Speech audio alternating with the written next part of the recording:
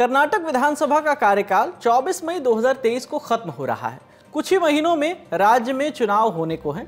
इस बीच कर्नाटक की बीजेपी सरकार ने आरक्षण को लेकर कुछ ऐसे निर्णय लिए हैं जिन पर बवाल खड़ा हो गया है। सड़क से लेकर अदालत तक सरकार के खिलाफ आवाज बुलंद की जा रही है। मुसलमान कह रहे हैं कि उनके साथ अन्याय हुआ है। बंजारा जाति के लोग भी सड़कों पर हैं और विपक्ष इसे सरकार का खतरनाक खेल बता रहा है। नमस्कार, मेरा नाम है विकास वर्मा और आप देख रहे हैं मास्टर क्लास का ये नया एपिसोड। कर्नाटक में आरक्षण का गणित कैसे बदल गया, सरकार का नया फैसला क्या है और इसका विरोध क्यों है, सब कुछ जानेंगे आज की मास्टर क्लास में।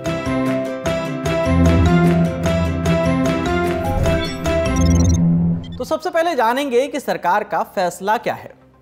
कर्नाटक सरकार ने बीते शुक्रवार यानी 24 मार्च 2023 को नौकरी और शिक्षा से जुड़े आरक्षण को लेकर कुछ निर्णय लिए, जिससे कर्नाटक में आरक्षण का पूरा गणित जो है वो बदल गया। इन्हीं में से दो निर्णय ऐसे भी हैं जिन्हें सांप्रदायिक रूप से प्रेरित बताया जा रहा है।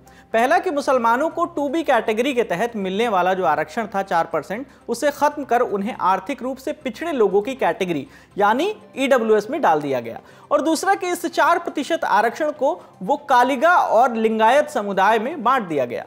दिसंबर 2022 में वो कालिगा को 2C कैटेगरी में डाला गया था।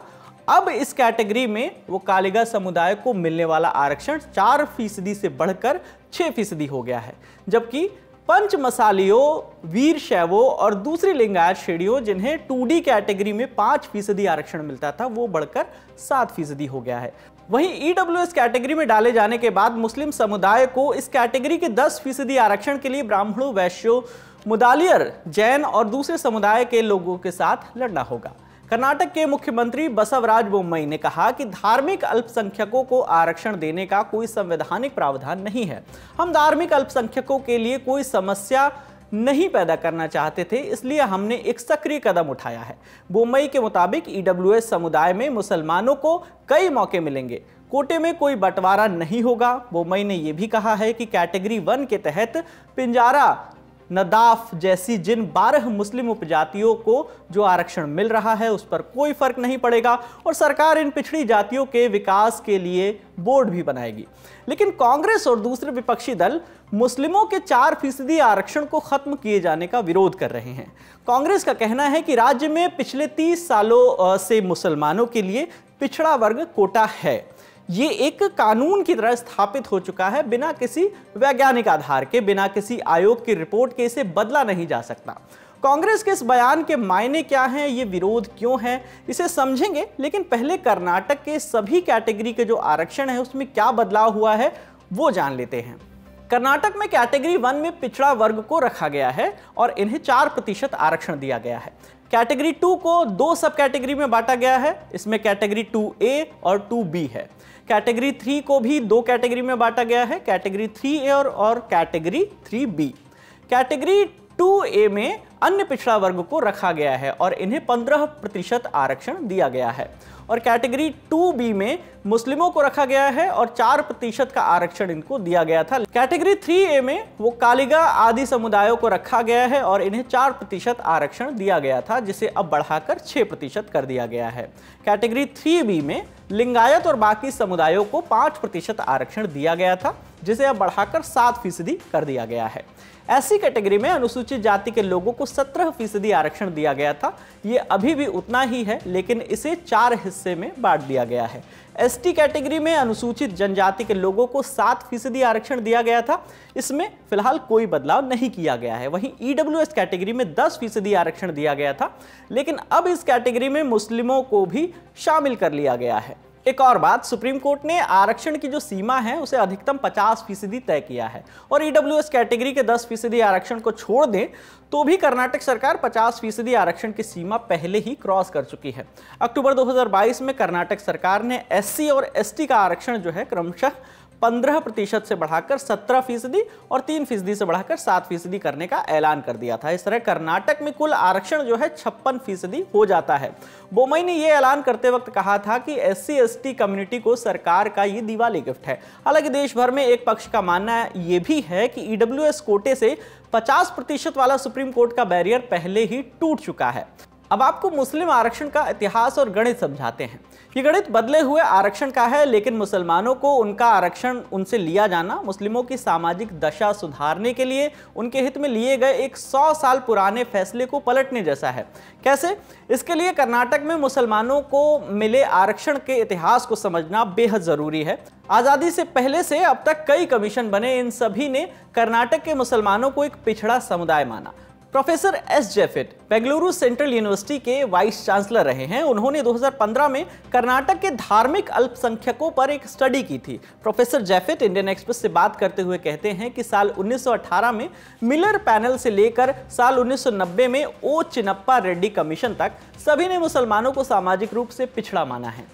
कर्नाटक के मुसलमानों को सामाजिक और शिक्षा के स्तर पर पिछड़ा मानते हुए पहली बार 4% आरक्षण 2B कैटेगरी के तहत साल 1994 में दिया गया। उस वक्त HD देवेगौड़ा कर्नाटक के मुख्यमंत्री थे, लेकिन मुसलमानों को आरक्षण देने की कवायद जो है साल 1918 में तत्कालीन मैसूर रियासत के वक्त से ही चल रही थी।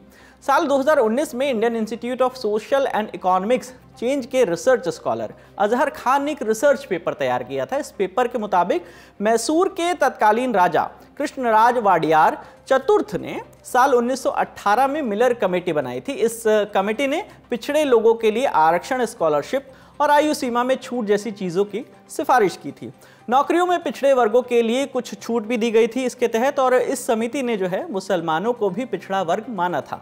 आज़ादी के बाद 1961 में आर नागन गौड़ा कमेटी, जिसे मैसूर पिछड़ा वर्ग आयोग भी कहा जाता है, उसने मुसलमानों को पिछड़े वर्ग में रखने की सिफारिश की थी। कमेटी ने 10 से ज्यादा मुस्लिम जातियों को सबसे पिछड़ा माना था, लेकिन इस समिति की रिपोर्ट लागू नहीं हो सकी। प्रभावी उच्च जाति वर्ग ने भी इसका विरोध किया था। इसके बाद साल 1975 में तत्कालीन मुख्यमंत्री देवराज उर्स ने पहला कर्नाटक पिछड़ा वर्ग आयोग बनाया। इस आयोग का कहना था कि जाति के कारण पिछड़ापन हिंदुओं में है और ईसाई या मुसलमानों को आरक्षण देने के लिए पिछड़े वर्ग में गिने जाने की जरूरत नहीं है। हालांकि इस आयोग का यह भी कहना था कि राज्य में नौकरियों में मुसलमानों की संख्या बहुत कम है और इस समुदाय को सामाजिक पिछड़ेपन के आधार पर नहीं बल्कि बतौर धार्मिक अल्पसंख्यक अलग से आरक्षण देना चाहिए। इसके बाद साल 1977 में देवराज उर्स ने मुस्लिमों को अन्य पिछड़ा वर्ग के तहत आरक्षण दिया भी, लेकिन लिंगायत जैसे प्रभावी समुदायों ने इसका विरोध कर दिया, जिसके बाद साल 1983 में दूसरा पिछड़ा वर्ग आयोग बनाना पड़ा। रामकृष्ण हेगड़े की सरकार के वक्त बने इस आयोग ने साल 1986 में अपनी रिपोर्ट दी। इसमें पिछड़ेपन को आर्थिक आधार पर तय करने, मुस्लिमों का आरक्षण बरकरार रखने और लिंगायतों और वो कालिगा को आरक्षण से बाहर करने की बात की गई, इसलिए इसका भी विरोध हुआ। फिर 1988 में ओ चिन्नप्पा रेड्डी पैनल बना, माने तीसरा पिछड़ा वर्ग आयोग।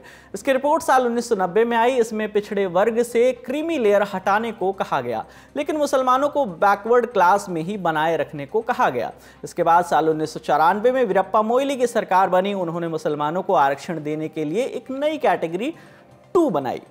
साल खत्म होते होते देवेगौड़ा नए सीएम बने, लेकिन उन्होंने इस कैटेगरी में जो है 4% आरक्षण को जारी रखा।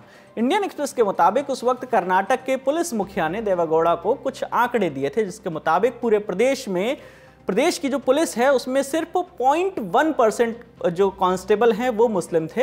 ये बाकी समुदायों के मुकाबले बेहद कम संख्या थी, जिसके बाद उन्होंने मुसलमानों को आरक्षण देने का फैसला लिया। देवेगौड़ा ने साल 2018 में अपने इस फैसले के बारे में कहा कि मैं अचंभे में था कि क्या ये लोग भारत के नहीं हैं। मुंबई सरकार के हालिया निर्णय के बारे में प्रोफेसर जेफिट कहते हैं, मुसलमानों को उनके धर्म के आधार पर नहीं बल्कि उनके पिछड़ेपन के आधार पर पिछड़े वर्ग में रखा गया है। सरकार का ये निर्णय बहुत ही अवैज्ञानिक है और ये तय करने का भी कोई आधार नहीं है कि मुसलमानों का एक बड़ा वर्ग पिछड़ेपन से बाहर आया है या नहीं। देवेगौड़ा के बेटे कर्नाटक के पूर्व सीएम और जेडीएस के नेता HD कुमारस्वामी ने कर्नाटक के बीजेपी सरकार पर आरोप लगाते हुए कहा कि बीजेपी ने आरक्षण के नाम पर खतरनाक खेल खेला है, कुछ ऐसा करने की कोशिश की है जो असंभव है। ये उनका चुनाव से पहले का हथकंडा है। जबकि कांग्रेस कहती है कि ये बीजेपी की धार्मिक बंटवारे की राजनीति है। धर्म के आधार पर भेदभाव करना असंवैधानिक है, अमानवीय है और कांग्रेस सत्ता में आई तो मुस्लिमों का आरक्षण बहाल किया जाएगा। हालांकि सीएम मुंबई का कहना है कि उन्होंने मुस्लिम समुदाय को कानूनी मुसीबतों से बचाने के लिए यह निर्णय लिया है। वो कहते हैं कि संवैधानिक बहसों के दौरान डॉक्टर अंबेडकर ने तर्क दिया था कि आरक्षण जातियों के लिए है और हम मुस्लिम समुदाय को पूरी तरह से छोड़ना नहीं चाहते हैं, इसलिए इसे कानूनी चुनौतियों से बचाने के लिए भी हमने ये निर्णय लिया है। पोमई के मुताबिक सरकार ने मुस्लिमों का रिजर्वेशन खत्म नहीं किया है, बल्कि इसे सिर्फ ईडब्ल्यूएस कैटेगरी में लाकर बदला है। उन्हें अब आर्थिक मापदंडों का भी फायदा मिलेगा। इधर कर्नाटक में बंजारा और भोवी समुदाय के लोग भी एससी कोटे को 4 हिस्से में बांटे जाने के खिलाफ हैं। 27 मार्च को इन लोगों ने भारी तादाद में शिवमोगा में येदियुरप्पा के घर और दफ्तर के बाहर हिंसक विरोध प्रदर्शन किए हैं, जिसके बाद वहां पर धारा 144 जो है लागू कर दी गई है। कर्नाटक की चुनावी सरगर्मी बढ़ेगी तो अलग अलग जाति वर्गों के आरक्षण का यह मुद्दा और गरमाने वाला है। राज्य के बीजेपी चीफ कह रहे हैं कि किसी समुदाय के साथ अन्याय करने के लिए निर्णय नहीं लिया गया है और वो खुली चर्चा के लिए तैयार हैं। तो ये थी आज की हमारी मास्टर क्लास। आप अपने सुझाव और शिकायतें जो हैं वो आप हमें कमेंट सेक्शन में बता सकते हैं। बाकी खबरों के लिए आप देखते रहिए दी ललन टॉप। शुक्रिया।